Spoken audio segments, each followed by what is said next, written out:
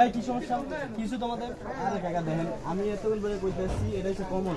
হ্যাঁ ওই কইতেছি এটা মালটা। কাকা আমি হচ্ছে সায়েন্সের স্টুডেন্ট। হ্যাঁ আমি বলতেছি এটা মালটা। এই যে দেখেন এটা এই যে পাত্তা আছে, পাকার জন্য এই যে হলুদ ভাবটা চলে আসছে। আচ্ছা আমি কাকা, বলছি এটা আমার মালটা। একটা কথা শুনুন। এটা কেমনে মনে এটা মালটা? আচ্ছা ঠিক আছে, এটা হইছে একটা কমলা। আমি বলতেছি এই গাছটা দেখেন, পানি কম খাওয়ার কারণে গাছটা জন্ডিস হয়ে গেছে, যার কারণে এটা হলুদ হয়ে গেছে। কি আজে বলতেছে? তুই কি করছ ক? আমি এটা মালটা।